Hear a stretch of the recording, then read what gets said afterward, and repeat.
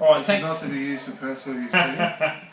All right, ladies and gentlemen, we've got Brendan Fevola, Yarrawonga superstar and ex-AFL superstar. Brendan, we just thought we'd like to ask you a few questions before the final series gets underway. Of course, This will be good.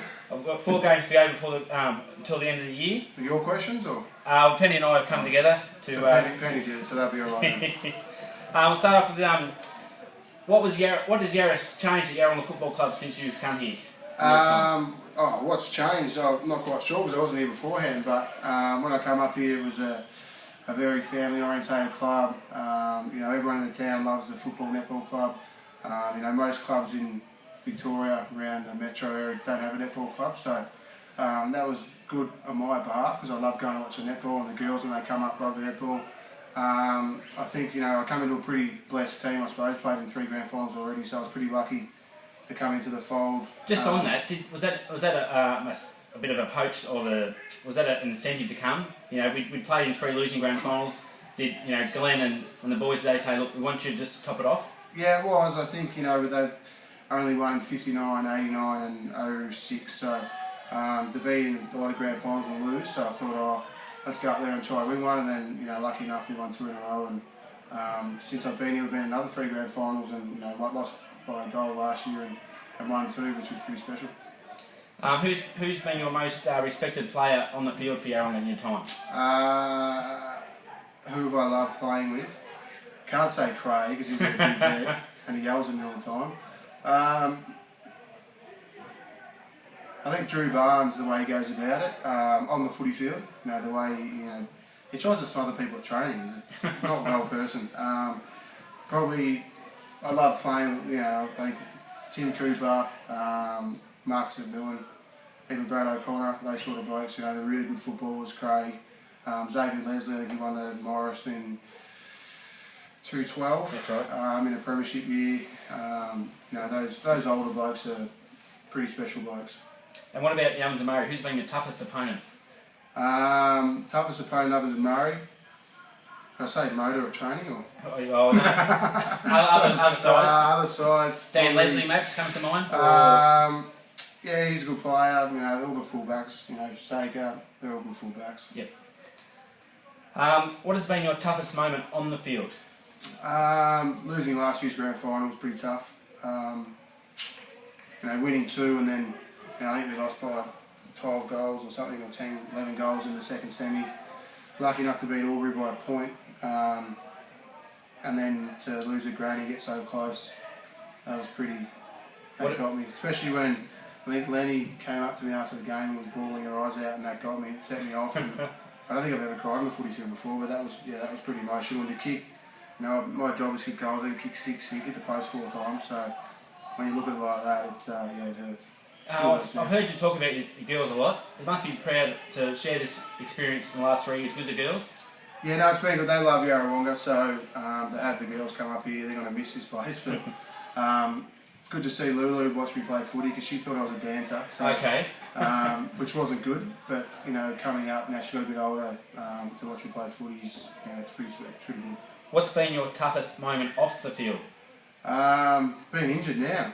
It's killing me. I think it's been 11 weeks now, so not being able to play. So we're 100% to go for this week? Yeah. Yeah. Now, let me take you back to that Barry Hall final at Wangaratta. 3/4 time, 6-7 goals down. What's going through your mind? Well, I had hurt my knee and had a fracture in my leg, so I thought we were cooked. And the Rovers, I don't even know the story, but the Rovers tried to get me before I come to Yarra. Okay. And their offer was pretty good, a lot better than Yarra's, but I knew a few people Yarra had. Sean O'Keefe from Carl Norman and that called me up, and obviously played with them at Carlton. Yep. And halfway through that last quarter, I'm thinking, shit, I've made the wrong decision here. Should have gone to the Rovers. But then we came back, the boys, I think we kicked 7 goals in the last 8-9 minutes.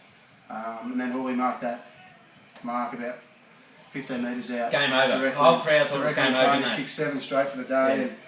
Yeah. And I think I was standing next to Jezza at probably about the centre line, and he's kicked it and he's missed, and Jezza was on the ground thinking we lost, and I jumped on his back and nearly squashed him. I won't say what I said, but We couldn't believe, we knew we'd won the granny then, we knew it was over. That was our grand final. I think the grand final in that year was a formality, I think. We're up by 50 points at one stage. The resilience we showed in that game, no one was going to beat us that year. No, it's we have a good habit of coming back in finals after being down. Now, give me 3 reasons why Yarra will win the grand final this year. I've said it in the last, in previous questions, the resilience of the boys. During the year, everyone writes us off. The boys get a bit lazy, don't come to training, but they got a lot of pride.